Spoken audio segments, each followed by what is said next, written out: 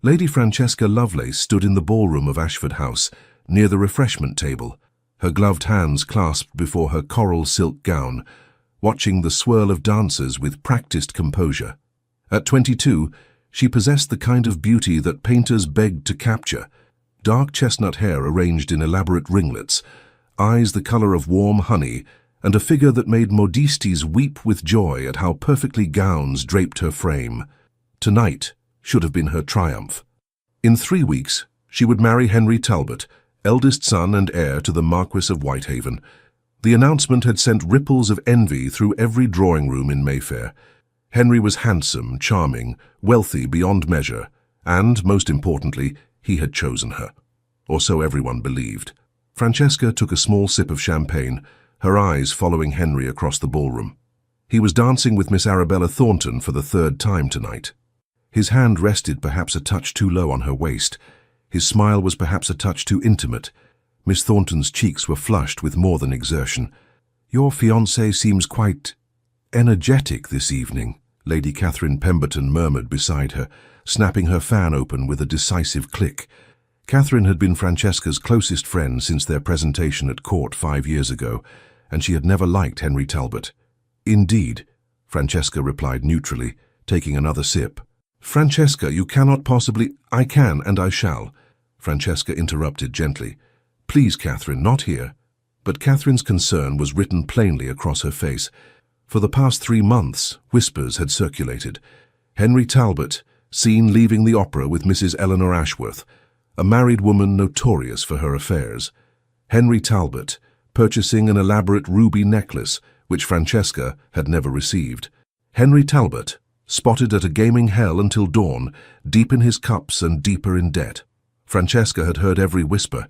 She had observed every sidelong glance, every pitying smile from other ladies who thought themselves so subtle. She had watched her fiancé with clear eyes and a calculating mind. She had been a fool, not for missing the signs. Those she had seen clearly enough 3 months ago. No, her foolishness lay in the choice she had made 3 years prior. The music swelled to its conclusion, and Henry finally escorted Miss Thornton back to her mother, before making his way toward Francesca. He was undeniably handsome: golden hair, blue eyes, the kind of classical features that belonged on Greek statues. He moved with the easy confidence of a man who had never been denied anything in his life. "My darling Francesca," he said, bowing over her hand. His smile didn't quite reach his eyes. "You look ravishing tonight." "Thank you, Henry. You seem to be enjoying the dancing." "The Thornton girl is light on her feet," he said dismissively. "Nothing compared to you, of course." "Of course," she echoed. Something flickered across his face, irritation perhaps at her tone. Then his expression smoothed into practiced charm. "I wonder, my dear, if we might take a turn on the terrace. There's something I wish to discuss with you." Francesca's heart began to beat faster, but her face remained serene. "Certainly." They walked through the French doors onto the terrace, where the cool April night offered relief from the stifling heat of the ballroom. Other couples strolled nearby, maintaining proper decorum. Henry led her to a more secluded corner, near the stone balustrade overlooking the garden. "Francesca," he began, and she heard the rehearsed quality in his voice. He had practiced this. "I find myself in a rather delicate position." "Do you?" She turned to face him fully, her expression politely curious.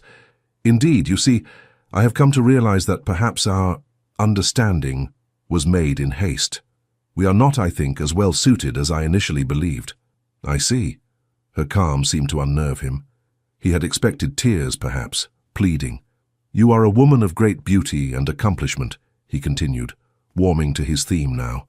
"But I have come to understand that my heart has been engaged elsewhere. It would be unfair to you, cruel even, to continue with this engagement when my affections lie in another direction." "How very considerate of you to think of my feelings," Francesca said softly. "I knew you would understand." Relief flooded his features. "You are ever so reasonable, my dear. I have always admired that about you. And this other lady, the one who has engaged your heart so completely, would she happen to be Miss Arabella Thornton? Or perhaps Mrs. Eleanor Ashworth? Or possibly Lady Charlotte Weston?" The colour drained from Henry's face, then returned in a furious rush. "How dare you? How dare I?" Francesca's voice remained low, but steel entered her tone. "How dare you, Henry Talbot, conduct yourself like a rutting stag while wearing my betrothal ring? How dare you court half the ladies in London while promising yourself to me? You have no proof of such scandalous accusations." "Don't I?" She tilted her head. "I may not have caught you in flagrante delicto, but I am not blind, nor am I stupid. I have watched you for months. I have seen exactly who and what you are." Henry's handsome face twisted into something ugly. "If you knew, why didn't you say something? Why didn't you end it?" "Because I was waiting," Francesca said simply, "for you to reveal yourself completely. And now you have. You insufferable woman," he hissed. "Did you think to trap me? To expose me and force me to marry you regardless? On the contrary." Francesca drew herself up to her full height. "I was waiting for you to save me the trouble of breaking the engagement myself. A gentleman ending an engagement causes a scandal for the lady. A lady ending an engagement causes a scandal for the gentleman. But a gentleman ending an engagement publicly, before witnesses, because he wishes to pursue other women." She smiled coldly. "That, Henry, makes you look like exactly the cad you are." Understanding dawned in his eyes, followed by panic. They were not alone on this terrace. Several couples had drawn closer, attracted by their raised voices. Lady Ashford herself stood near the French doors, her face alight with interest. "However," Francesca continued, her voice now pitched to Carrie, "if you wish to end our engagement, I certainly will not stand in your way. After all, it would be cruel of me to bind you to a commitment your heart has clearly wandered from." "Francesca, wait. I believe we have said all that needs to be said." She pulled off his betrothal ring, an elaborate affair with a large sapphire, and placed it in his palm. "I wish you every happiness, Mr. Talbot." She turned on her heel and walked back toward the ballroom. Behind her she heard Henry sputter, heard the gasps and whispers beginning to rise like a tide. By tomorrow morning, all of London would know that Henry Talbot had publicly ended his engagement to Lady Francesca Lovelace. The gossips would feast on it for weeks, and Francesca had exactly what she wanted. Catherine appeared at her elbow as she re-entered the ballroom. "Heavens above, Francesca, what happened?" "I am no longer engaged," Francesca said calmly. "I believe I shall go home now." "But you cannot simply leave. The scandal will be Henry's to bear, not mine." Francesca squeezed her friend's hand. "Trust me, Catherine. I know what I'm doing." She collected her cloak from the footman and walked out the front entrance of Ashford House. The night air was crisp and clean after the overheated ballroom. Her carriage would take several minutes to be brought around from the mews. She stood on the front steps, breathing deeply, feeling lighter than she had in 3 long years. She had been such a fool. 3 years ago, another man had courted her. Quietly, seriously, with none of Henry's flowery poetry or grand gestures. Richard Wycliffe, Duke of Westwick, had called upon her father, had taken her driving in Hyde Park, had engaged her in conversations that made her think, rather than simply flutter her eyelashes. But Richard was difficult to understand. He rarely smiled. He spoke in measured tones about serious subjects: estate management, agricultural reform, the Irish potato crisis. He never brought her flowers or compared her eyes to stars. He seemed to study her with those intense grey eyes of his, as if she were a fascinating puzzle he was determined to solve. It had unsettled her, made her feel exposed. Henry, by contrast, had made her feel safe. He had told her she was beautiful every time he saw her. He had brought roses and recited poetry. He had been everything a romantic young girl thought she wanted. What a naive little fool she had been. When Richard had asked in his direct way whether she returned his regard, she had hesitated. That hesitation had been answer enough. He had bowed, thanked her for her honesty, and wished her every happiness. 2 weeks later, Henry Talbot had begun his pursuit in earnest, and she, still smarting from the strange hurt of Richard's withdrawal, had let herself be swept up in Henry's theatrical courtship. Then, 6 months into her engagement to Henry, she had encountered Richard at a charity gala. She had expected coldness or indifference. Instead, he had asked her to dance. "You seem troubled, Lady Francesca," he had said as they moved through a waltz. "I am perfectly content, Your Grace." "Are you?" Those grey eyes had studied her face. "Because if you ever find that you are not, if you ever find yourself in need of assistance, I want you to know that I will be there." She had laughed, uncomfortable. "That is very gallant, Your Grace, but I cannot imagine what assistance I might require." "Can you not?" He had turned her through a spin, his hand firm at her waist. "Henry Talbot is not the man you think he is, Francesca." The use of her given name had shocked her. "I beg your pardon? I am not speaking from jealousy, though you would be forgiven for thinking so. I am speaking from knowledge. Henry Talbot has debts that would stagger you. He has appetites that a wife will never satisfy. He needs your dowry, Francesca, that is all." Anger had flared hot in her chest. "You overstep yourself, Your Grace." "Perhaps." He had met her eyes steadily. "But when you discover the truth, and you will discover it, because you are far too intelligent not to, I want you to remember what I am about to say, which is, whatever decision you make, I will be there to support you. If you choose to stay with him, I will respect that choice and trouble you no further. But if you choose to walk away—" His grip had tightened fractionally. "If you choose to walk away, Francesca, I will be there to catch you. All you need do is tell me when you need me." The waltz had ended. He had bowed and left her standing in the middle of the ballroom, her heart pounding. That had been 3 years ago. 3 years of watching Richard from across crowded rooms. 3 years of catching his eyes on her and seeing what? Patience? Determination? 3 years of slowly, painfully realizing that he had been right about Henry. And 3 months ago, when the first whispers had reached her ears about Henry's infidelities, she had understood what Richard had been offering. Not a rescue, not a solution, a choice. He had given her the truth, and then stepped back to let her decide what to do with it. The sound of hoofbeats on cobblestones drew her attention. But it was not her family's carriage approaching. It was a magnificent black equipage drawn by 4 matched horses, with a ducal crest emblazoned on the door in silver and midnight blue. The carriage stopped directly in front of her. The door opened. Richard Wycliffe, Duke of Westwick, sat inside. He wore evening clothes, his dark hair slightly dishevelled, as if he had been running his hands through it. His grey eyes met hers with an expression she had never seen before. Hope, uncertainty, and something that made her breath catch. "Lady Francesca," he said quietly, "it appears you find yourself in need of a carriage." "It appears I do, Your Grace. Your own will arrive shortly, I'm certain, but mine is here now." He paused. "The choice, as always, is yours." Francesca looked back at Ashford House. Through the windows, she could see the crowd gathering, pointing toward the terrace where Henry was no doubt attempting damage control. Tomorrow, the scandal sheets would eviscerate her. She would be pitied, scorned, whispered about, unless she gave them something more interesting to talk about. She looked back at Richard, at the man who had warned her, who had waited, who had promised to be there when she needed him, who had, she realized with sudden clarity, been courting her all along. Not with flowers and poetry, but with honesty and patience and the steady certainty of his regard. Francesca smiled, the first genuine smile she had worn all evening. "Well then, Your Grace, it would be rude of me to keep your horses standing in the cold." She walked down the steps and placed her hand in his. The touch sent electricity through her entire body. His fingers closed around hers, warm and strong, and he helped her into the carriage. She arranged her skirts as he settled beside her, proper distance between them, everything perfectly respectable. Except nothing about this was respectable at all. "Richard," she said softly, using his given name for the first time. "Yes, Francesca? Thank you for waiting." His smile transformed his entire face, chasing away the austere lines and revealing something softer underneath. "I would have waited forever." The carriage pulled away from Ashford House, just as the crowd spilled out onto the front steps. Francesca didn't look back.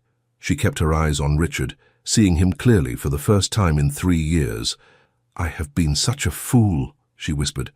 "No." He reached across the space between them and took her hand. "You were young. You wanted poetry and romance. There is no shame in that. But you offered me something real, and I rejected it for pretty words and empty promises. Then we shall simply have to begin again." His thumb traced circles on her palm, sending shivers up her arm. "Though I should warn you, Francesca, I am not a patient man by nature. These 3 years have been the longest of my life." "Then why did you wait?" "Because you were worth waiting for." He said it simply, as if it were obvious. "Because forcing you or manipulating you would have meant nothing. I needed you to choose me, Francesca. Of your own free will, with clear eyes and a full heart. And if I had chosen Henry? Pain flashed across his features. Then I would have mourned what might have been and done my best to respect your decision. But I confess, I did not make it easy for him. Every social event I attended, I made certain you saw me. Every dance card I signed, I hoped you were watching. Every conversation we had... He broke off, laughing softly. Heaven above, I was shameless. You were persistent, she corrected. And you were right about Henry. I take no pleasure in being right about that particular subject. Don't you? She tilted her head. Not even a little. Well, a slow smile curved his lips. Perhaps a very little. He never deserved you. And you do? No, Richard said honestly. But I will spend the rest of my life trying to. The carriage turned onto Grosvenor Square. Your Grace, the coachman called down. Where shall I take the lady? Richard looked at Francesca. Your choice, he said quietly. I can take you to your parents' house, or... He hesitated. I have a proposition for you, Francesca. Rather an scandalous one, I'm afraid. I'm listening. My estate in Kent, Westwick Abbey. I could take you there tonight.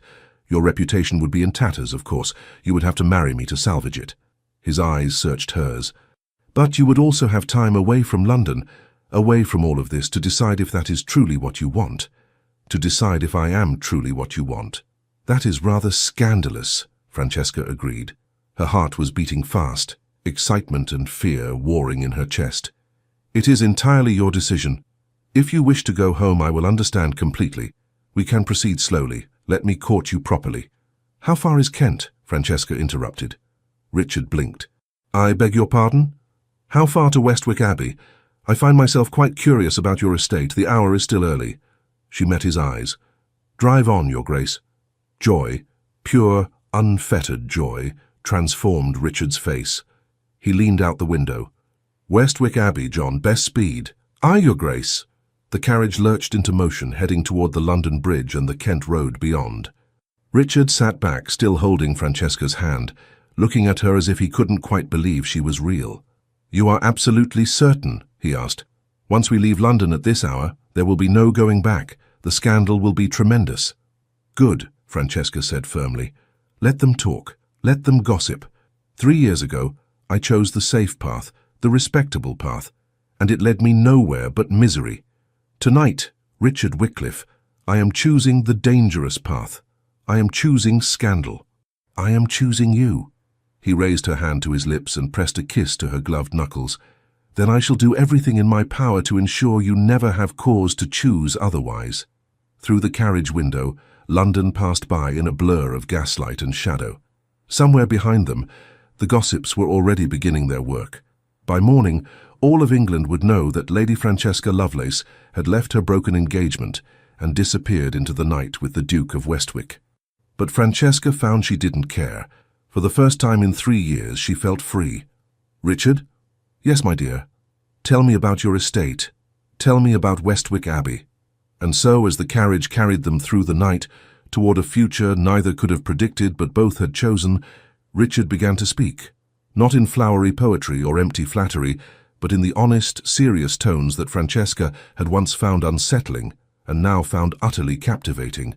She had spent 3 years chasing the wrong dream. But that night, in a ducal carriage racing toward Kent, she finally began to chase the right one. The journey to Kent took nearly 5 hours, even at best speed. Dawn was painting the sky in shades of rose and gold when the carriage finally turned through the gates of Westwick Abbey. Francesca, who had dozed fitfully against Richard's shoulder for the last hour, a liberty he had graciously offered and she had gratefully accepted, stirred as the carriage slowed. She sat up, suddenly conscious of how improper their position must have appeared. But Richard merely smiled and adjusted her bonnet, which had gone slightly askew. "Welcome to Westwick," he said softly. Francesca looked out the window and gasped. The abbey rose before them like something from a Gothic novel, ancient stone walls covered in ivy, tall windows gleaming in the early morning light, towers and turrets that spoke of centuries of history. But it was not forbidding. Gardens surrounded the main building in carefully manicured splendor, and the warm golden stones seemed to glow with welcome. "It's beautiful," she breathed. "It's home," Richard said simply. Or at least, I hope it will become yours as well. The carriage stopped before the main entrance. Richard descended first, then handed Francesca down with careful courtesy. Despite the early hour, the front door opened immediately, and a distinguished-looking butler appeared, his expression betraying not a flicker of surprise at his master, arriving with an unaccompanied young lady at dawn. "Your Grace," the butler said, bowing. "Welcome home. Shall I prepare the rose room for your guest?" "Yes, thank you, Stevens. And please, ask Mrs. Davies to attend Lady Francesca. I imagine she would appreciate an opportunity to refresh herself and perhaps rest after our journey." "At once, Your Grace." Francesca stepped into the entrance hall and found herself surrounded by history. Portraits lined the walls, generations of Wycliffes staring down with varying degrees of severity. A grand staircase curved upward to the floors above. Fresh flowers filled every alcove, their scent mixing with the smell of beeswax and old wood. "This has been your family's home for how long?" she asked, turning slowly to take it all in. "Since 1542, Richard said, coming to stand beside her. "My ancestor, Thomas Wycliffe, was granted the estate by Henry VIII after the dissolution of the monasteries, hence Abbey." He pointed to a particularly stern-looking portrait. "That's Thomas. Apparently he had a gift for being in the right place at the right time, politically speaking. He looks formidable. Family legend says he was also quite charming when he wished to be, though you'd never know it from the portrait." Richard offered her his arm. "Come, let me show you to your room. You must be exhausted." A plump, motherly woman in a housekeeper's dress and keys bustled into the hall. "Your Grace, we had no word you were coming. Oh, my stars, and with a guest. You should have sent word ahead." "My apologies, Mrs. Davies. It was a rather spontaneous decision." Richard's tone was warm with affection. "This is Lady Francesca Lovelace. She will be staying with us for a time. Please ensure she has everything she needs." Mrs. Davies looked between Richard and Francesca, and understanding bloomed in her round face. "Of course, Your Grace, of course. Oh, how wonderful. Come along, my lady. The rose room has the loveliest view of the gardens. We'll have you comfortable in no time." "Thank you," Francesca said, suddenly feeling the weight of exhaustion settling over her shoulders. Richard caught her hand before she could follow Mrs. Davies upstairs. "Rest," he said quietly. "We'll talk later, when you've had time to think clearly. And Francesca," he hesitated, "you are under no obligation here. None whatsoever. This is your home for as long as you wish it to be, whether that is a few days or—" He trailed off meaningfully. "Or forever," she supplied, raising an eyebrow. "I live in hope." Despite her exhaustion, Francesca found herself smiling. "I appreciate your patience, Your Grace." "Richard," he corrected gently. "If we are to be scandalous, we may as well be familiar." "Richard, then." She squeezed his hand. "Thank you. For everything." She followed Mrs. Davies up the grand staircase, acutely aware of Richard's eyes on her, until she disappeared around the corner. The rose room was aptly named, decorated in soft pinks and creams, with enormous windows overlooking formal gardens that were beginning to bloom with spring flowers. A fire had already been lit in the hearth, and the bed looked impossibly inviting. "Let me help you out of that gown, my lady," Mrs. Davies said, already moving to unfasten the buttons. "You'll want to sleep properly. I'll have hot water sent up for a bath when you wake, and we'll press your dress. Though if I may say so, my lady, you'll need more clothes if you're to stay longer than a day or two. I suspect I will need to send to London for my things," Francesca said, letting the housekeeper help her out of her ball gown and into a borrowed nightdress that had been laid out on the bed, "though I cannot imagine my mother will be eager to send them." "Mothers often come around," Mrs. Davies said wisely, turning down the bed. "His Grace is a good man, my lady. The best I've known in 40 years of service to this family. If he's brought you here, you may be certain his intentions are honourable." "I believe they are," Francesca said softly, climbing into the bed. The sheets were crisp and smelled of lavender. "Mrs. Davies, has he ever brought anyone else here, any other lady?" The housekeeper's face softened. "Never, my lady. Not once. There was talk in the servants' hall, you see, 3 years ago. We all thought, well, but then you chose another gentleman, and his Grace, he—" She shook her head. "He closed himself away for months. Wouldn't see anyone. Wouldn't attend any events. We worried terribly. But then one day he came out of his study, and he said to me, he said, Mrs. Davies, I intend to be patient. She will come to see the truth eventually, and when she does, I will be waiting." Tears pricked at Francesca's eyes. "He said that?" "He did indeed. And patient he has been, my lady. 3 long years. But I could see it wore on him, watching and waiting and hoping." Mrs. Davies patted her hand. "You're here now, though. That's what matters. You rest, dear. Things always look clearer after sleep." Francesca sank into the pillows, meaning to stay awake, to think through everything that had happened, but exhaustion claimed her within moments, and she fell into the deepest, most peaceful sleep she'd had in months. She woke to afternoon sunlight streaming through the windows and the sound of birdsong in the gardens. For a moment, she was disoriented. This was not her room in her parents' London house. Then memory flooded back, and with it came a moment of pure panic. What had she done? She had left London with Richard Wycliffe, unmarried, unaccompanied, unchaperoned. By now, all of London would know. Her reputation was in absolute tatters. Her mother would be hysterical. Her father would be furious. And Henry could go to the devil. That thought made her smile. A knock at the door announced Mrs. Davies with a tea tray and news that a bath had been prepared in the adjoining dressing room.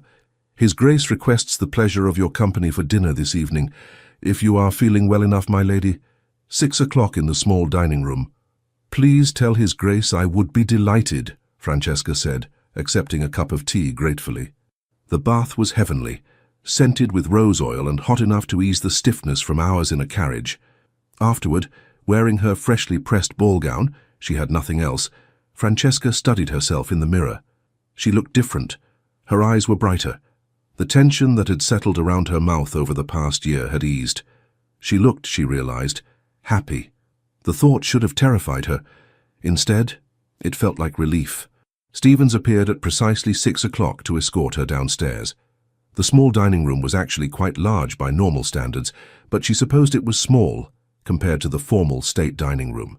A fire crackled in the hearth, and the table was set for 2 with gleaming silver and delicate china. Richard stood as she entered, and Francesca's breath caught. He had changed into fresh evening clothes, his dark hair still slightly damp from bathing, and the way he looked at her, as if she were the answer to a question he'd been asking for years, made her heart skip. "You look rested," he said, coming forward to hold her chair. "I trust Mrs. Davies took good care of you." "She was wonderful. Richard, your home is magnificent." "I'm glad you think so." He took his own seat across from her.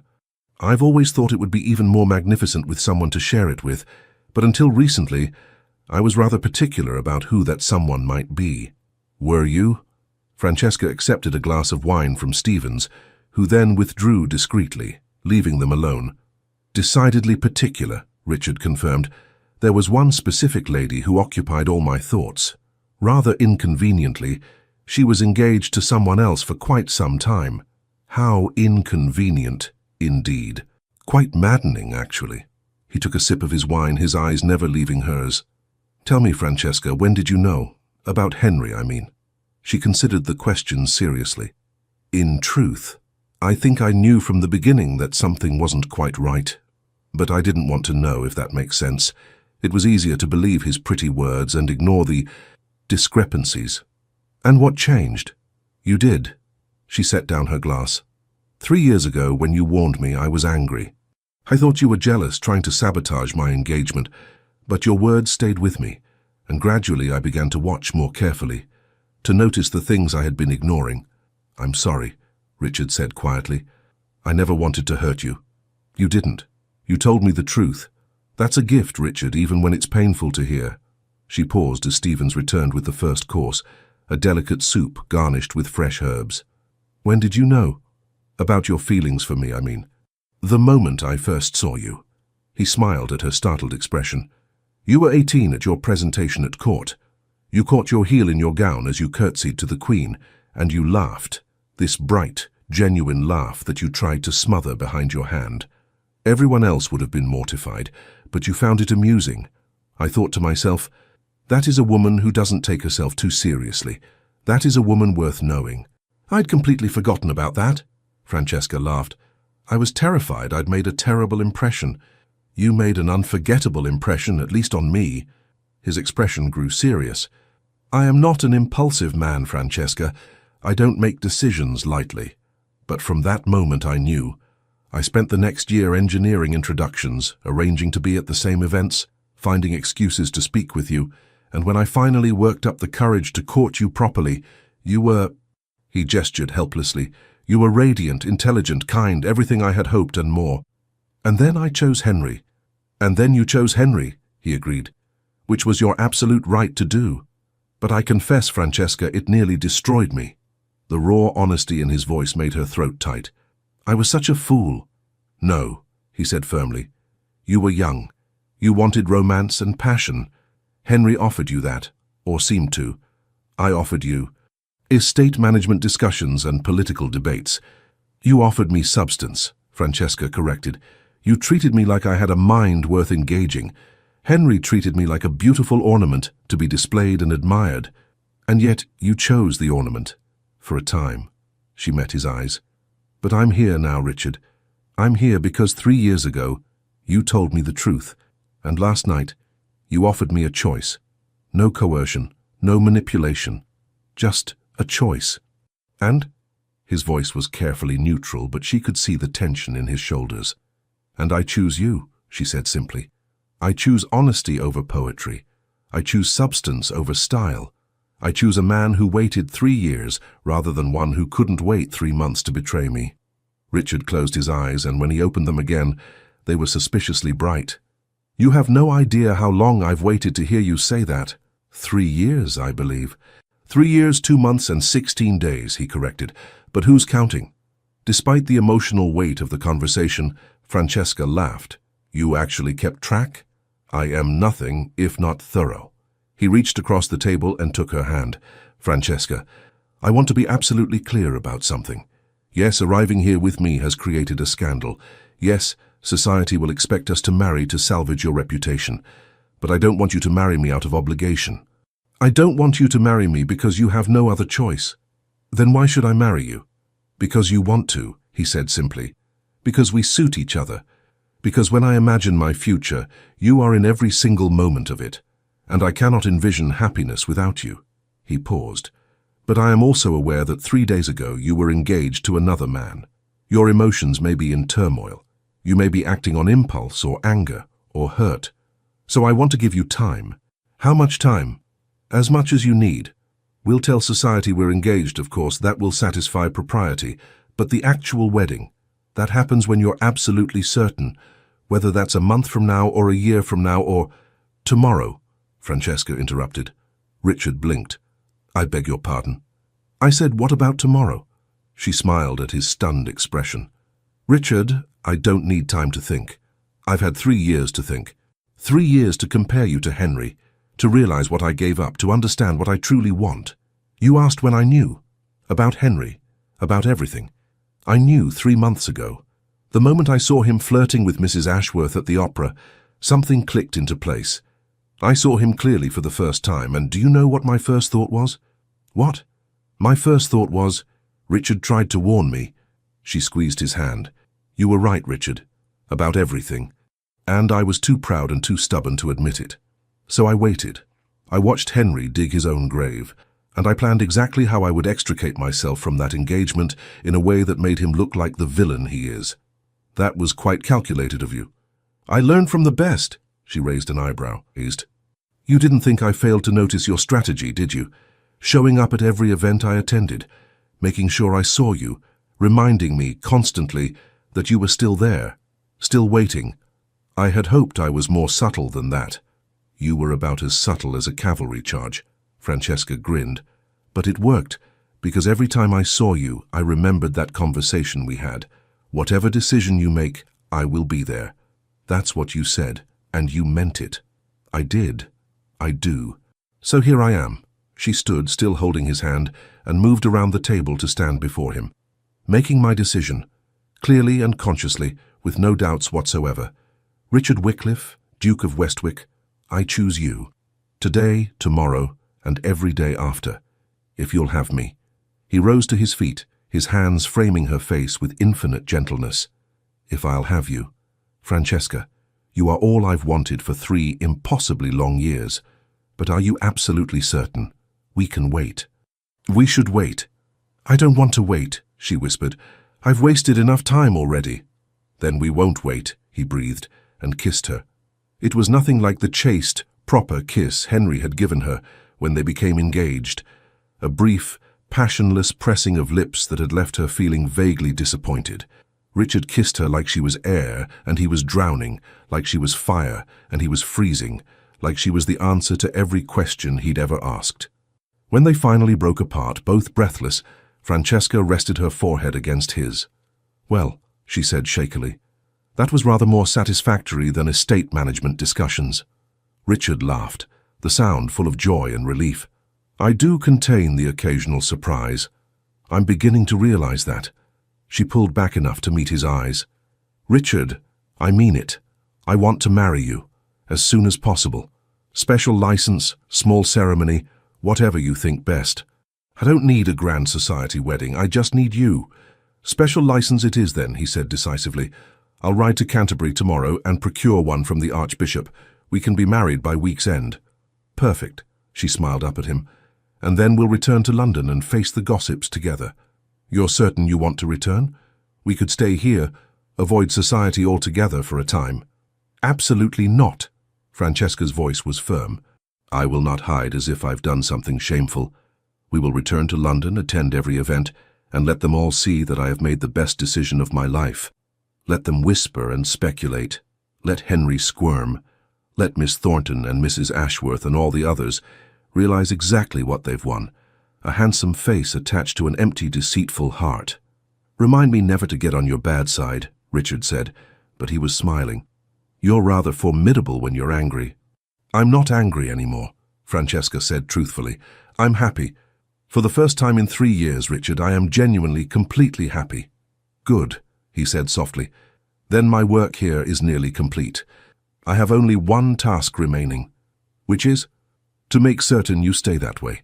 He kissed her forehead, her cheeks, the tip of her nose. Every single day for the rest of our lives. That sounds like an excellent plan. They returned to dinner, now quite cold, and talked for hours. Richard told her about his estates, his responsibilities in the House of Lords, his passion for agricultural reform, and his concerns about the working conditions in industrial cities. Francesca shared her own interests, literature, music, and her involvement in charitable work with orphanages in East London. I should have asked you about all this 3 years ago, Richard said ruefully. Instead, I droned on about crop rotation and drainage systems. I would have listened, Francesca assured him, but I wasn't ready to hear. I was looking for fairy tales, Richard. You were offering me real life. And now I know that real life is far more valuable than any fairy tale. She covered his hand with hers. Fairy tales end with happily ever after. Real life is where you build that happiness, day by day, choice by choice, together. I could not have said it better myself. They talked until past midnight, until the candles burned low, and Stevens gently suggested that perhaps they might wish to retire. Richard escorted Francesca back to the rose room, and at the door he kissed her once more, tender and sweet and full of promise. Sleep well, my dear, he murmured. Tomorrow, everything changes. Tomorrow, Francesca echoed, everything begins. She watched him walk away down the corridor, then closed the door and leaned against it, smiling. Tomorrow Richard would ride to Canterbury. In a few days they would be married, and then they would return to London and face whatever came next. Together. The words sang through her like music. For 3 years she had felt alone, even engaged to Henry, perhaps especially then. But now, standing in this beautiful room in Richard's ancestral home, she felt the weight of solitude lift from her shoulders.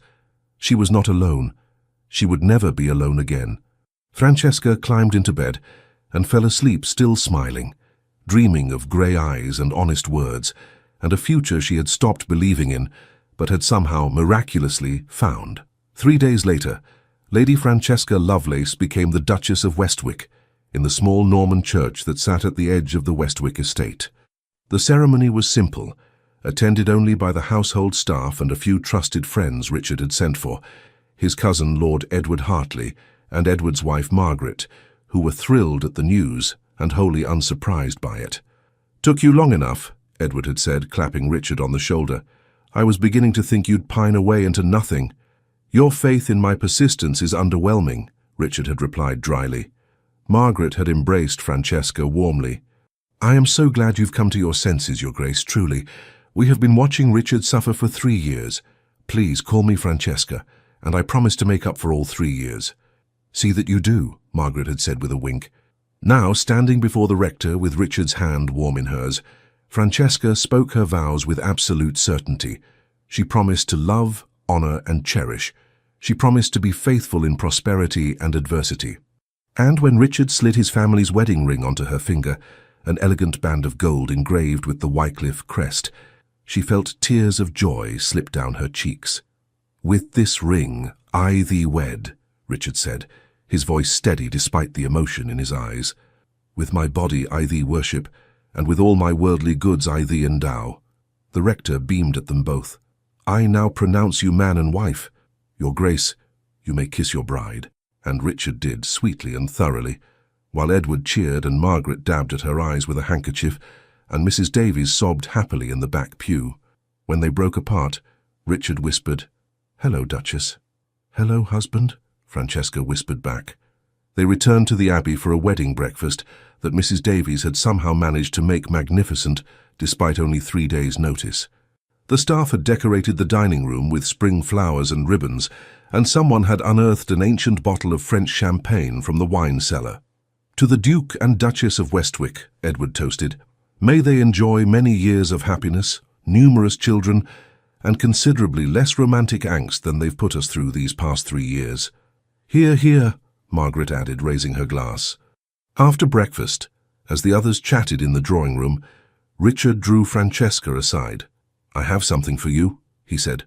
"A wedding gift, Richard. You've already given me everything. Humor me." He produced a small velvet box from his pocket and opened it to reveal a delicate necklace, a pendant of sapphires and diamonds arranged in the shape of a flower. "This was my mother's. She wore it on her wedding day, and her mother before her. I've been saving it for you specifically. Even 3 years ago I knew." Francesca touched the pendant with reverent fingers. "It's exquisite." "Let me?"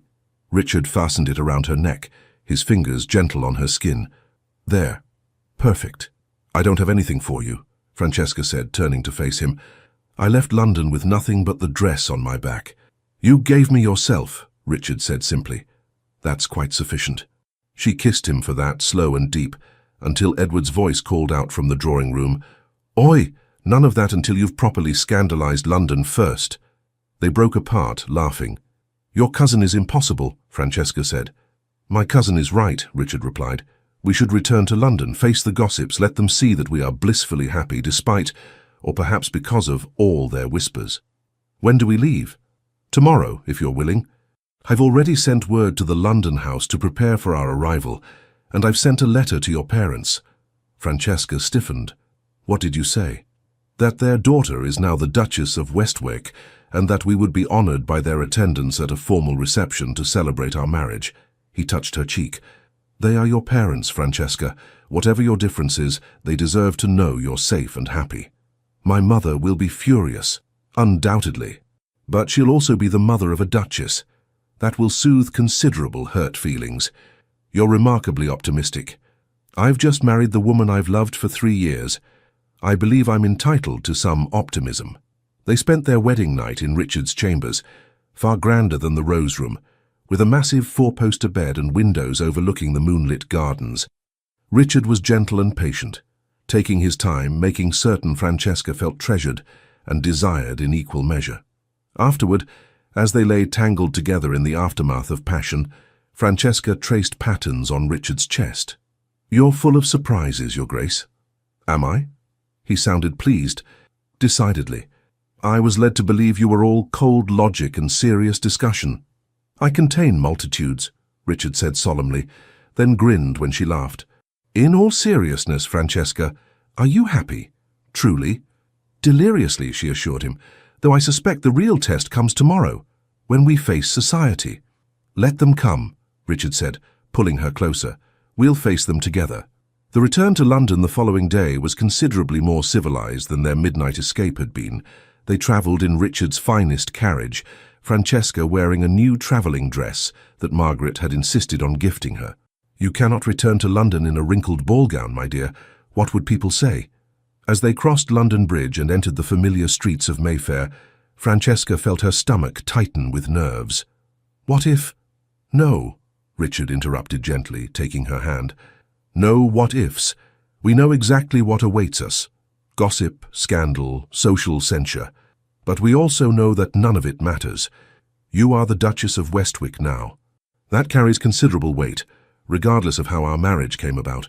Will we be received, do you think? By some, certainly. By others, perhaps not. But I suspect you'll be surprised by who supports us and who doesn't." He was right. The first caller to the Westwick London residence, a magnificent townhouse in Grosvenor Square, was Lady Catherine Pemberton, who arrived mere hours after they did. "Francesca!" Catherine swept into the drawing room and embraced her friend fiercely. "Thank heavens you're safe. When you left Ashford House I was beside myself with worry. But then the gossip started and I knew you were with the Duke, and I thought, well, good for her." "You're not scandalized?" Francesca asked, surprised. "Scandalized? My dear, I'm delighted. Henry Talbot is a scoundrel, and you've secured one of the best matches in England. Everyone worth knowing thinks you're terribly clever." "And everyone not worth knowing?" Richard asked dryly. "Oh, they think she's ruined and you're a rogue, but who cares what they think?" Catherine waved her hand dismissively. "The important thing is that you're happy.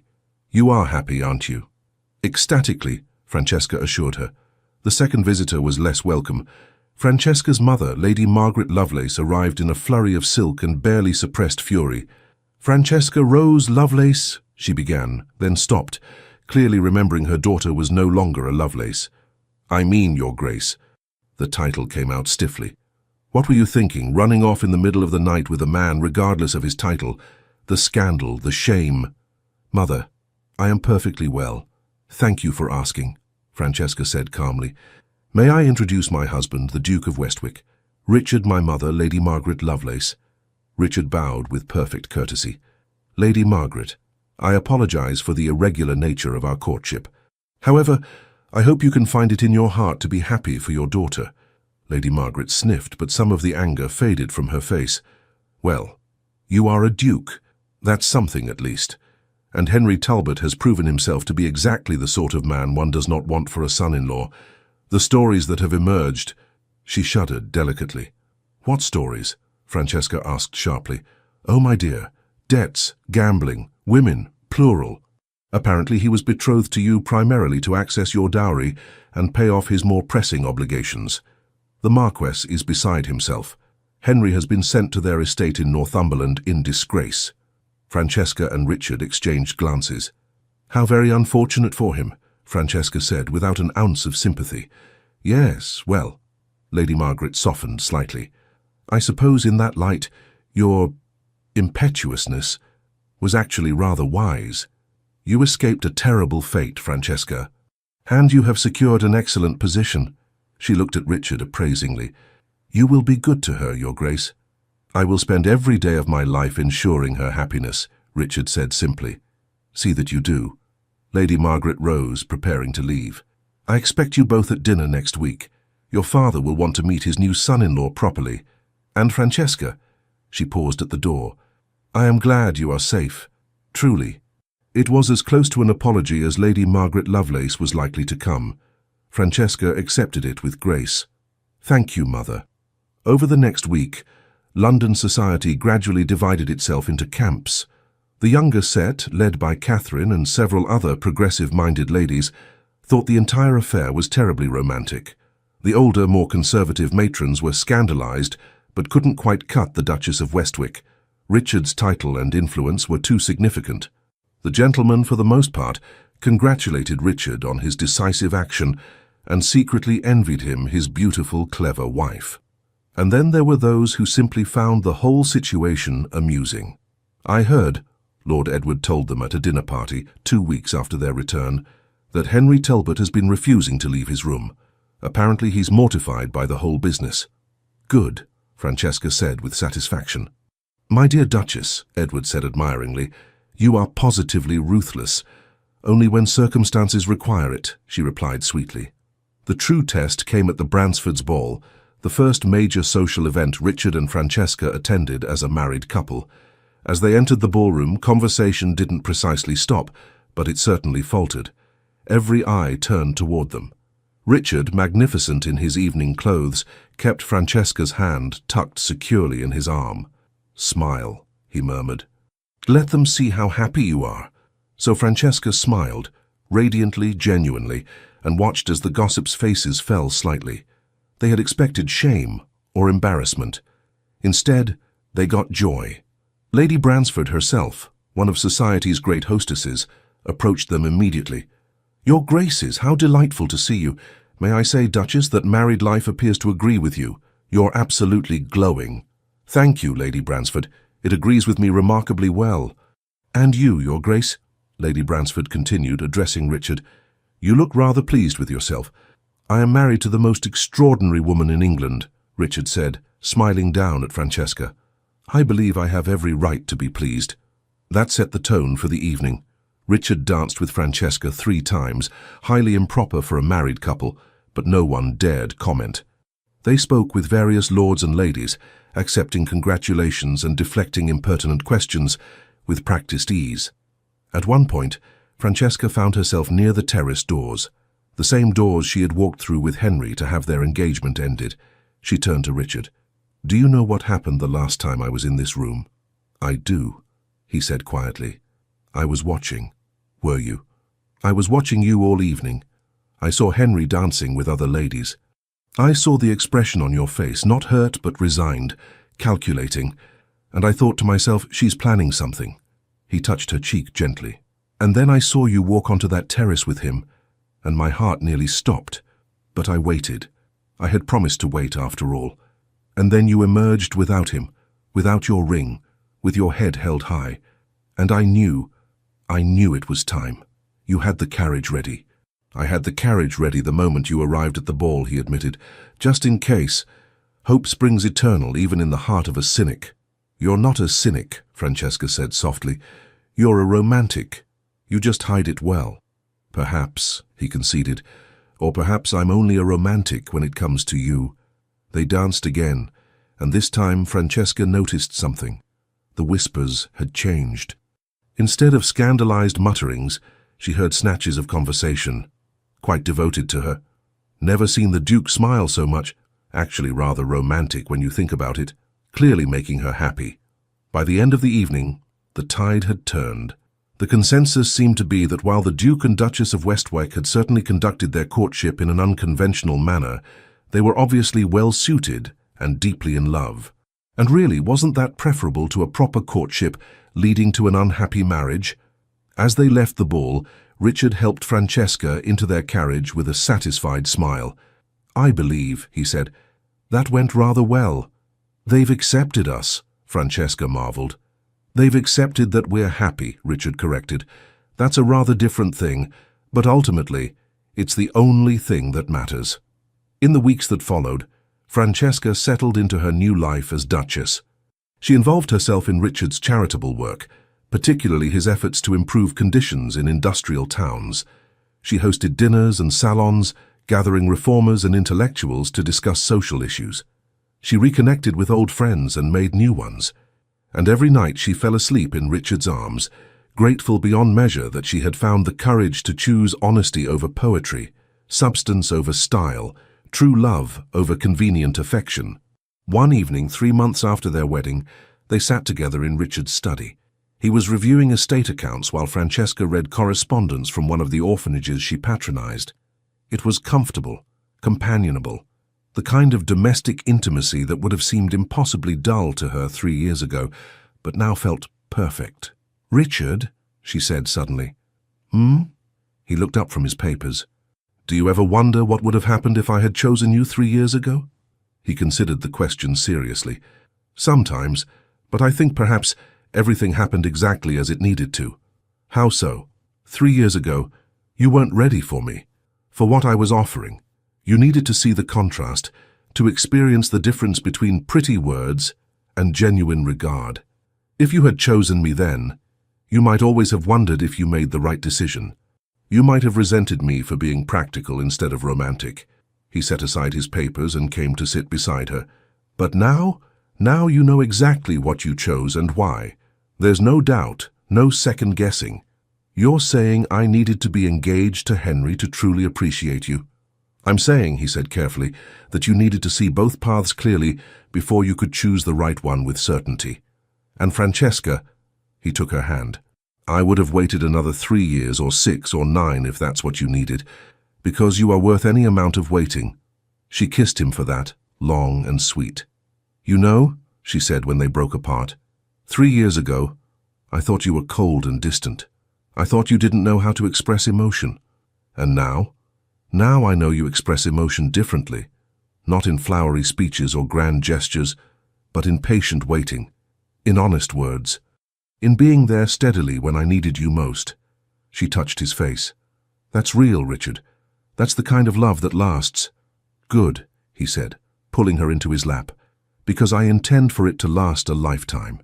1 year later, the drawing room of Westwick Abbey was filled with afternoon sunlight and the sound of feminine laughter. Francesca, now visibly pregnant, sat with Catherine and Margaret Hartley, planning the summer charity gala that had become one of London's most anticipated events. We should have the orchestra in the East Garden, Catherine suggested, and perhaps some of those lovely Japanese lanterns for when it gets dark. Brilliant, Francesca agreed, making notes, and Richard suggested we auction some of the produce from the tenant farms, with proceeds going to the orphanages. That man of yours has a good heart, Margaret said warmly. How is he taking the news about the baby? Francesca smiled, one hand resting on her rounded belly. He's impossible. He won't let me do anything remotely strenuous. Yesterday, I reached for a book on a high shelf and he practically had an apoplexy. Edward was the same way when I was expecting, Margaret said. They mean well, even if they're suffocating. As if summoned by the conversation, Richard appeared in the doorway. I'm not suffocating, he protested. I'm merely ensuring my wife doesn't injure herself or the baby. I was reaching for a book, not scaling the Tower of London, Francesca pointed out. A very high shelf, Richard countered. You could have fallen. Catherine and Margaret exchanged amused glances. We'll leave you two to debate the dangers of book retrieval, Catherine said, rising. Francesca, we'll finalize the details next week? Perfect. Thank you both for coming. After the ladies departed, Richard came to sit beside Francesca, immediately pulling her feet into his lap to massage them. How are you feeling? Enormous, she said, but she was smiling. The baby is very active today. Richard's hand joined hers on her belly, and his face lit up when he felt the movement. Strong, like his mother. Or her, Francesca reminded him. We don't know yet. Her, then. Strong and clever and beautiful, like her mother. You're biased. Unrepentantly so. He kissed her softly. Have I told you today that I love you? Only 3 times. You're falling behind schedule. Then I love you, he said seriously. I love you, I love you, I love you. There. Back on schedule. Francesca laughed, the sound full and joyful. Do you remember, she said, settling back against the cushions, when you asked me if I ever wondered what would have happened if I'd chosen you 3 years earlier? I do. I've been thinking about that. And I've realized I'm glad things happened the way they did. Not because I enjoyed being engaged to Henry, she added quickly, but because going through that taught me something important, which is that love isn't about grand gestures or pretty words. It's about showing up. It's about being honest even when honesty is uncomfortable. It's about waiting and trusting and choosing someone every single day. She took his hand. You did all of that for me, Richard. For 3 years you showed up. You were honest, you waited. And when I finally realized what I had been missing, you were there. Exactly as you promised you would be. I always will be, he said quietly. For the rest of our lives, Francesca, I will be here, showing up, being honest, choosing you every single day. I know, she smiled. That's what makes you different from men like Henry. He made promises he never intended to keep. You make promises and then spend your life honoring them. Speaking of Henry, Richard said with a slight grimace, I heard something interesting yesterday. Apparently he's engaged again. Is he? Francesca felt nothing but mild curiosity. Henry Talbot had become such a distant memory that news of him barely registered. To whom? Miss Georgiana Hartwell, the sugar heiress. Ah, another large dowry to pay off his debts. Precisely, though I understand her father is insisting on a very detailed marriage contract to protect her interests. Apparently, our little scandal taught several families to be more careful about fortune-hunting heirs. Well, Francesca said philosophically, if something good came from it, I suppose I can't complain, though I do feel sorry for Miss Hartwell. As do I. But she's apparently quite determined and her father is keeping a close watch. Perhaps it will work out better than we think. Or perhaps she'll be miserable, realize her mistake, and run away with someone far better in a dramatic midnight escape, Francesca suggested, eyes twinkling. That does seem to be an effective strategy, Richard agreed solemnly. I hear it worked out rather well for one particular lady. They sat in comfortable silence for a moment, Richard's hand gently rubbing circles on Francesca's belly, feeling their child move and kick. Richard, Francesca said suddenly, do you know what day it is? He thought for a moment, then understanding dawned. It's been exactly 1 year. 1 year since the Ashford house ball. 1 year since you picked me up in your carriage and changed my entire life. Changed both our lives, he corrected. Do you know what I want to do today? What's that, my dear? I want to go back to London. I want to attend a ball, not Ashford House, they're dreadful, and I want to dance with my husband 3 improper times and scandalize all the gossips again. Richard laughed. Francesca, you're 7 months pregnant.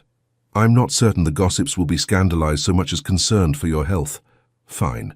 Then we'll attend a dinner party and I'll make witty conversation and you'll look at me like I'm the most fascinating woman in the world, and everyone will see how happy we are. I look at you like that all the time, Richard pointed out. I know, that's why I married you. She struggled to sit up, and he immediately helped her, adjusting cushions behind her back. But truly, Richard, I want to go back to London for a little while. Show everyone that the scandalous Duchess of Westwick is now the respectable, happy, very pregnant Duchess of Westwick. Let them see what real love looks like. If that's what you want, then that's what we'll do. He kissed her forehead. Though I reserve the right to hover protectively and deny you access to high shelves. Agreed, she said, laughing. They did return to London that week, and they did attend a dinner party at the Bransford residence, the same place where they had made their first public appearance as a married couple. This time there was no scandal, no whispered gossip. Instead, they were greeted warmly. Francesca's pregnancy was congratulated by all, and the evening passed in pleasant conversation with friends. At one point, Francesca found herself standing near those infamous terrace doors again, Richard at her side. Lady Bransford noticed and approached them with a knowing smile. It's remarkable, isn't it? Their hostess said. How one night can change everything. I was here, you know, when Mr. Talbot ended your engagement. And then when the Duke's carriage appeared, she shook her head. Most romantic thing I've seen in 40 years of London seasons. I'm glad you think so, Francesca said. At the time, I wasn't certain if it was romantic or simply reckless. The best romance always involves a bit of recklessness, Lady Bransford said wisely. Playing it safe gives you security, perhaps, but not happiness. You, my dear Duchess, chose happiness, and you— She turned to Richard. You had the patience to wait for her to make that choice. That's true romance. After she moved away, Richard pulled Francesca close as her belly would allow. She's right, you know, about the recklessness. Are you saying you were reckless, Your Grace? You who plan everything down to the smallest detail? Completely reckless, he confirmed. I had no guarantee you would choose me, no certainty that waiting would pay off. But I did it anyway because the thought of a life without you was unbearable. And now, she asked softly, now I have everything I ever wanted. You, our child on the way, a life built on honesty and real affection. He rested his hand on her belly. Now I am the luckiest man in England. Not luck, Francesca corrected. Patience, strategy, and a very well-timed carriage appearance. All crucial elements, he agreed, laughing. They left the party early. Richard was adamant that Francesca not tire herself, and returned to the London house. As they prepared for bed, Francesca caught sight of herself in the mirror, Richard standing behind her, his hands resting on her swollen belly. Look at us, she said wonderingly. 2 years ago I was engaged to the wrong man, miserable and pretending not to be. Now I'm married to the right man, expecting our child, and happier than I ever imagined possible. 2 years ago, Richard said, meeting her eyes in the mirror, I was alone watching you from afar, hoping you would see what I saw. Now I wake up every morning with you beside me, and I still can't quite believe you're real. She turned in his arms, reaching up to touch his face. I'm real. This is real. And Richard, thank you. For what? For waiting. For being honest. For giving me a choice instead of making assumptions about what I wanted. For loving me enough to let me make my own mistakes and find my own way back to you. I would do it all again, he said simply. 1,000 times over, if it meant ending up here, with you, 3 months later. One more effort, Your Grace. He's nearly here. Francesca, drenched in sweat and exhausted beyond measure, summoned her last reserves of strength and pushed. The midwife's encouraging voice seemed to come from very far away, but Richard's hand in hers was solid and real, anchoring her. And then, a cry. A beautiful, furious, indignant cry. It's a boy, the midwife announced joyfully. A healthy baby boy. Francesca fell back against the pillows, tears streaming down her face as the midwife cleaned the baby and wrapped him in soft blankets. Richard's face was wet with tears too, his expression one of absolute wonder as the midwife placed their son in Francesca's arms. Hello, little one, Francesca whispered, staring down at the tiny, perfect face. Hello, my darling boy. Richard leaned over them both, one arm around Francesca, one hand gently touching the baby's downy dark hair. He's perfect, he breathed. Absolutely perfect. He has your nose, Francesca observed, laughing through her tears. Poor child, Richard said, but he was smiling. What shall we name him? They had discussed names for months, unable to agree on anything. But looking down at her son now, Francesca knew. Thomas, she said. Thomas Richard Wycliffe. After your ancestor who founded Westwick, and after you. Thomas, Richard repeated softly, and the baby's eyes, grey like his father's, opened at the sound. Hello, Thomas. Welcome to the world. The midwife and her assistants bustled about, cleaning up and checking that both mother and baby were healthy. Richard refused to leave Francesca's side, even when tradition dictated he should wait outside. He sat on the bed beside her, one arm around her shoulders, watching their son with an expression of such pure love that Francesca's heart ached. Thank you, he whispered finally. Thank you for choosing me. Thank you for giving me this, all of this. You and Thomas and this life we've built together. We built it together, Francesca corrected. Every choice, every day, together. Little Thomas yawned, a tiny sound, and nestled closer to his mother's chest. Looking at him, Francesca thought about the journey that had brought her here. The broken engagement, the midnight carriage ride, the decision to choose truth over comfort.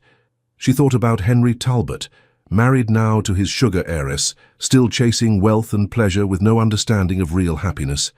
She thought about her younger self, so desperate for poetry and romance that she had nearly missed the real thing. And she thought about Richard, patient, honest, steadfast Richard, who had loved her enough to wait, to let her make her own choices, to be there when she finally understood what true love looked like. Do you know what I was thinking? She said softly. That night at Ashford House, when I got into your carriage. What's that? I was thinking that I had wasted 3 years, that I had been such a fool to reject you the first time. And now? Richard asked. Now I think I was exactly as foolish as I needed to be, because those 3 years taught me to appreciate what we have. They taught me the difference between infatuation and love. They taught me that the quiet, steady kind of devotion you offer is worth 1,000 grand gestures. She looked up at him, this man who had waited so patiently, who had caught her when she finally took the leap. We didn't waste those 3 years, Richard. We needed them. I needed them. I love you, Richard said, his voice thick with emotion. I have loved you since the moment I first saw you. I loved you when you chose someone else. I loved you while I waited for you to see the truth. And I will love you every day for the rest of our lives. I know, Francesca said simply. That's what makes this real. Thomas stirred in her arms, making soft baby noises. Richard reached out and took his son's tiny hand, and the baby's fingers immediately curled around his father's much larger one. He's strong, Richard observed. He comes from strong stock, Francesca replied, though heaven help us when he's older. Can you imagine the mischief our child will get into with your stubbornness and my temper? Terrifying, Richard agreed cheerfully. We shall be entirely grey by the time he's 10. Worth it, Francesca said, looking down at Thomas's perfect little face. Every moment, Richard confirmed. 10 years later, the gardens of Westwick Abbey were in full bloom, filled with roses and peonies and the laughter of children. Young Thomas, now an energetic 10-year-old, was teaching his younger sister Eleanor, 7, and brother William, 5, how to climb trees, despite his mother's protests that such activities were unladylike for Eleanor and too dangerous for William. They're children, Francesca, Richard said, watching the scene with amusement as he sat beside his wife on a garden bench. Let them be children. Easy for you to say. You're not the one who has to explain to the governess why Eleanor's dress is covered in tree sap, Francesca grumbled, but she was smiling. Over the past 10 years their family had grown, their love had deepened, and Westwick Abbey had become a home filled with warmth and laughter. Richard's agricultural reforms had improved the lives of countless tenant farmers. Francesca's charitable work had expanded to include schools for working-class children and safe houses for women fleeing dangerous situations. They had become a formidable team, respected in Parliament, beloved by their tenants, admired in society. But more importantly, they had remained partners in every sense of the word, equal collaborators in life's great adventure. Catherine Pemberton, now Catherine Sinclair, having married a kind Scottish doctor, visited often with her own children. Edward and Margaret Hartley were regular guests, their children fast friends with the young Wycliffes. Even Francesca's mother had come around completely, visiting frequently and spoiling her grandchildren outrageously. As for Henry Talbot, he had faded into obscurity. His marriage to Georgiana Hartwell had ended in scandal and separation, when his gambling debts became impossible to ignore. He now lived in modest circumstances on his father's estate. His charm and good looks faded by dissipation. Francesca rarely thought of him anymore. When she did, it was with pity rather than anger. He had chosen pleasure over substance, and he was paying the price. "Mother! Father!" Thomas called from his perch high in an oak tree. "Look how high I am." "Very impressive, darling," Francesca called back. "Please don't fall." "I won't," he assured her with all the confidence of a 10-year-old boy who believed himself invincible. Eleanor, not to be outdone, climbed to a nearby branch. "I'm just as high as Thomas." "You're both very brave," Richard called, then added under his breath to Francesca, "They get that from you." "They get their recklessness from you," Francesca countered. "You're the one who decided to propose by offering me a scandalous midnight carriage ride." "I offered you transportation," Richard protested. "The scandal was your choice." "Best choice I ever made," she said, leaning against him. William, unable to climb as high as his older siblings, sat at the base of the tree and began making up an elaborate story about dragons and knights. He was the dreamer of the family, always lost in imaginary worlds. "He reminds me of you," Richard observed. "The way you used to talk about books and stories. And Thomas reminds me of you, serious and determined. Eleanor is her own force of nature entirely." They sat in comfortable silence, watching their children play. This, Francesca thought, was what happiness looked like. Not the dramatic, sweeping romance she had imagined as a girl, but something better. Daily joy, shared laughter, partnership and friendship, and love, all woven together into something strong and enduring. "Richard," she said suddenly, "do you remember that conversation we had the night you brought me to Westwick, about poetry versus reality?" "I do. I've been thinking about it lately, and I've realized this is poetry. Our life together, our children, the quiet moments and the chaotic ones. This is the poetry I was looking for all along. I just didn't recognize it because it didn't come wrapped in pretty words." Richard took her hand, raising it to his lips. "Then I shall endeavor to write you poetry every day for the rest of our lives. Not with words, but with actions, with presence, with choosing you again and again, every single morning." "That," Francesca said, "is the most romantic thing you have ever said to me." "I'm learning," he said with a smile. Thomas and Eleanor climbed down from their trees, arguing good-naturedly about who had climbed higher. William abandoned his dragon story to chase a butterfly through the garden, and Richard and Francesca sat together on their bench, hands intertwined, watching the life they had built together unfold in sunshine and laughter. That night, after the children were asleep and the house was quiet, Richard and Francesca stood together on the terrace overlooking the gardens, much as they had done countless times before. "Do you ever think about that night?" Francesca asked. "The night everything changed?" "Sometimes," Richard admitted. "But mostly I think about this, all the nights since then, all the mornings, all the ordinary moments that have been in their way more extraordinary than any dramatic carriage rescue could ever be. Even the moments when Thomas broke your favorite vase playing cavalry in the drawing room. Even those," Richard said firmly, "though I maintain that that particular vase was not actually my favorite. You're a terrible liar." "I know." He pulled her close, resting his chin on top of her head. "I never learned to lie convincingly, one of my many flaws." "Not a flaw," Francesca said. "One of your virtues. Honesty, remember? That's what I fell in love with.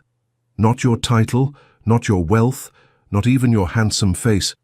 I have a handsome face.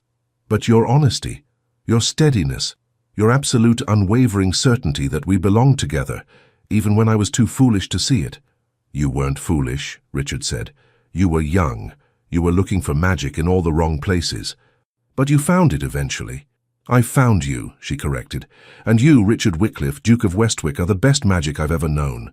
He kissed her then, slow and sweet, and full of a decade's worth of love and partnership. When they broke apart, both were smiling. "Come to bed, Duchess," Richard said. "Tomorrow Thomas has lessons, Eleanor wants to learn to ride properly, and William has somehow convinced the cook to let him help make bread. We'll need our rest." "Sounds terrifying," Francesca said cheerfully.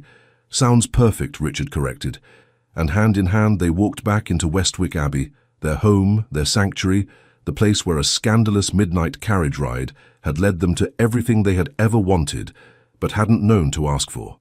Behind them the gardens lay peaceful in the moonlight. Above them, stars glittered in the endless sky. And ahead of them stretched years and years of this, of ordinary magic, of daily choices, of love that didn't announce itself with grand gestures, but proved itself in 1,000 small moments. Francesca had once thought that leaving her broken engagement without a word was the end of her story, but it had been in fact just the beginning. The carriage that came for her that night hadn't rescued her. It had delivered her to exactly where she was meant to be, home with the man who had loved her enough to wait, to trust, to believe that she would find her way to him eventually.